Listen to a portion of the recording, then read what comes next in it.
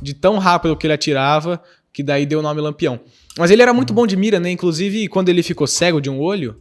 Ele ficou cego. Ele era cego de um olho, né? Ele tinha um olho vazado. Tão rápido que ele atirava, ele recebeu o nome de Lampião, porque à noite a claridade das balas dele iluminavam. É o que dizem, né? Ninguém nunca vai saber. Mas eu acho tão bonito isso daí. Não, tem que ser, porque a poesia tem que... Essa história é verdade. E daí, ele era cego de um olho, né? Ele teve que se tornar canhoto. Eu não sei se ele já era, mas ele se tornou canhoto. Ele ficou canhoto, né? Para atirar, canhoto. E daí ele falava assim, ele era muito bom de mira. E daí ele falava, né? Eu já tenho que... Para atirar... Agora tá bom que é mais prático, né? Porque pra atirar eu já tinha que fechar um olho mesmo. Né? Atirar com os dois fechados é luxo. Então o Lampião, ele era um cara que... Ele era um grande estrategista. E quando ele recebeu os fuzis, né? Daí que eles começaram a... Aí que foi... O cangaço deu uma andada boa, daí em 1929, mais ou menos, ele teve que sair do Pernambuco, né? Que ele reinava no estado do Pernambuco, e daí a galera do Manuel Neto, né? As forças de Nazaré no Pernambuco, eles começaram a fazer um cerco. E Lampião, de um cara que já teve mais de 90 cangaceiros, ele ficou apenas com 5.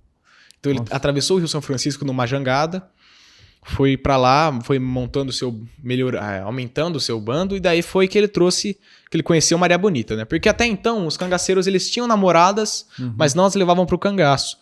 Então o Lampião ele trouxe Maria Bonita com ele, né? Eles começaram a namorar, e daí Lampião conheceu Maria e namorou com ela e trouxe ela pro cangaço. Há relatos que ela era cangaceira também, né? Que ela atirava também, combatia. Maria Bonita, não? Não. Cangaceira não lutava. A cangaceira era algo mais uma companheira e pro sexo.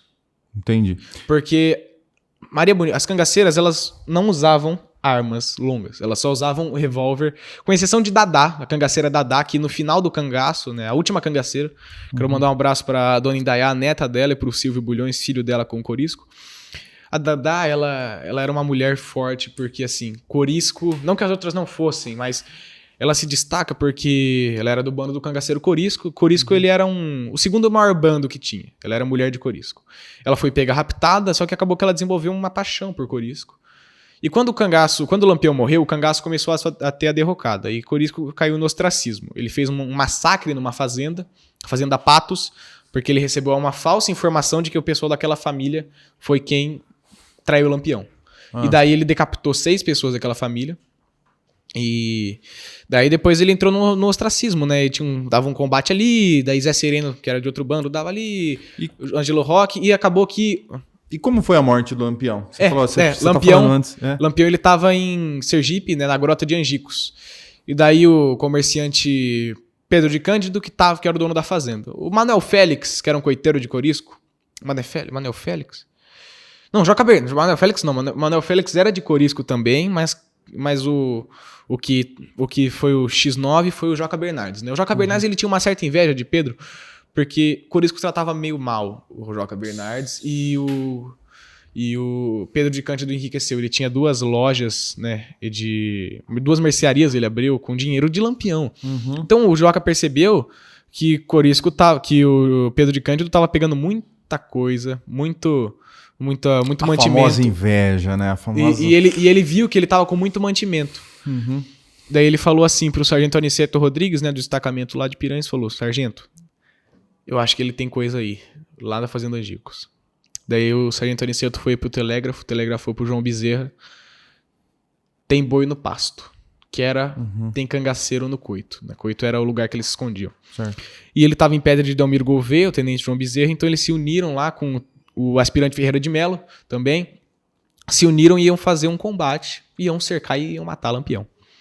Então eles, na madrugada, né, eles organizaram, atravessaram o Rio São Francisco em 3 canoas, né, e eram em torno de 50 homens, e na grota tinha em torno de 50 cangaceiros. Só que Lampião tinha o estado de Sergipe como sua casa, né, como um lugar tranquilo, uma safe zone. Então ele foi e tava tranquilo lá, não esperava nada. Isso é que uma força que estava em Piranhas, em Alagoas, né, que foi a do João Bezerra, eles atravessaram, pegaram o Pedro, torturaram ele, daí ele falou: quem sabe é o meu irmão, o Durval. Daí pegaram o Durval, que tinha 13 anos, assim, que levava lá. Então eles cercaram a grota. Daí o João Bezerra falou: vamos esperar o dia amanhecer. Calma, meu, não tá rápido demais, tá todo mundo conseguindo entender. Daí Pera que eu perdi agora ali. Não.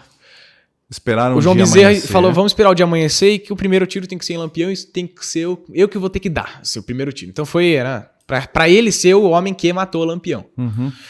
E que até hoje ninguém sabe quem realmente matou, mas eu vou entrar nesse assunto. E daí era uma chuva fina, né? 5 horas da manhã mais ou menos, uma garoa. Foi um banho de sangue lá, né? Nem tanto. Nem tanto. Quer dizer, foi o que mais matou cangaceiro, mas comparado com o número de pessoas que tinha lá, foi uma perda considerável, mas poderia ter morrido mais gente. Mas o cangaceiro amoroso foi buscar água, e o soldado que estava escondido ali, né, no poço do Tamanduá, né, onde ele foi buscar água, ele estava escondido ali perto, ele viu o cangaceiro chegando, chegou perto, ele falou, vou ter que atirar. Deu 2 tiros, tinha 3 metralhadores no local, e o cangaceiro amoroso, ele não tomou nenhum dos tiros, escapou, daí começou o tempo fechou, né? Daí foi aquele combate lá, Lampião foi um dos primeiros a cair, tomou um tiro na cabeça, caiu já.